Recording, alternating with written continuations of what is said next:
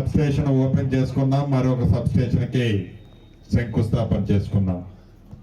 Anantagiri substation 220 kVది సుమారు 225 లక్షల రూపాయలతో ఓపెనింగ్ చేసుకున్నాం. కామంచికల్లి సబ్స్టేషను 175 లక్షల రూపాయలతో శంకుస్థాపన చేసుకున్నాం. గౌరవ మంత్రివర్యులు, ఉప ముఖ్యమంత్రి చేతుల మీదుగా.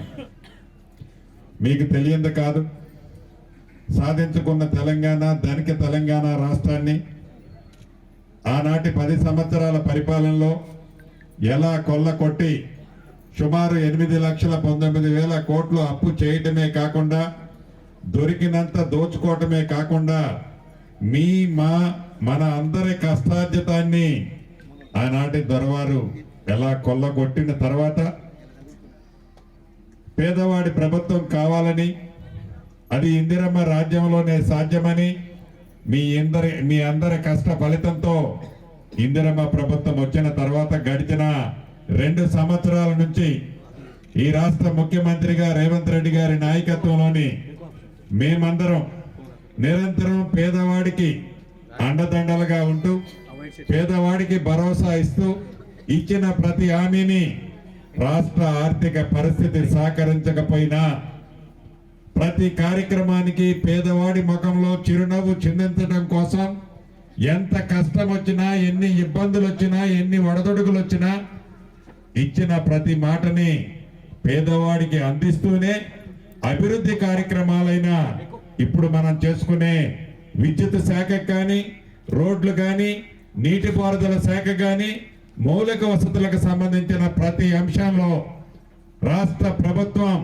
2 కళ్ళల అభివృద్ధిని, సంక్షేమాన్ని చేస్తూ మొన్నటి స్థానిక సంస్థల ఎన్నికల్లో ప్రజల ముందుకు వస్తే రాష్ట్ర వ్యాప్తంగా సుమారు 75% సర్పంచుల్ని మీ దీవెనలతో ఈ ప్రభుత్వానికి పూర్తి మద్దతు ఇచ్చినందుకు ఈ వేదిక ద్వారా రాష్ట్ర ప్రజలకి, ముఖ్యంగా గ్రామీణ ప్రాంతంలో ఉండే నా కుటుంబ సభ్యులకి అభినందనలు, కృతజ్ఞతలు తెలియజేస్తున్నాం.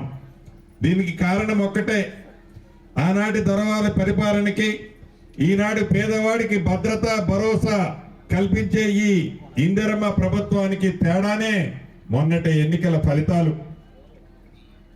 అంతేకాదు, ఇచ్చిన ప్రతి మాటని నెరవేరుస్తూనే, ఇచ్చిన ప్రతి మాటని కష్టం అనిపించిన సన్న బియ్యం ఇయ్యాలి, పేదవాడు ఒక ముద్ద పువ్వు తినాలంటే అని సన్న బియ్యం ఇస్తూ, నిరంతరము విద్యుత్తుని ఇస్తూ, ఇచ్చిన ప్రతి కార్యక్రమంలో ఆనాటి ప్రభుత్వం మంచిదేదైనా చేసింది ఉంటే దాన్ని తగ్గించకుండా అది ఇస్తూనే మరిన్ని కార్యక్రమాలు, అది రేషన్ కార్డు కావచ్చు, ఇందిరమ్మ ఇళ్ళు కావచ్చు, సన్న బియ్యం కావచ్చు, 200 యూనిట్లు పేదవాడి ఇంటికి ఉచిత విద్యుత్ కావచ్చు, ఆడబిడ్డలు ఆర్టీసీ బస్సులో ఉచిత ప్రయాణ సౌకర్యం కావచ్చు, పేదవాడి పిల్లలు ఏవైతే స్కూల్స్ లో చదువుకుంటే వాళ్ళకి కాస్మెటిక్ ఛార్జీలు ఆడపిల్లలకి 200% కానీ, మగ పిల్లలందరికీ కూడా డైట్ ఛార్జీలు 40% కానీ పెంచిన అంశం కావచ్చు.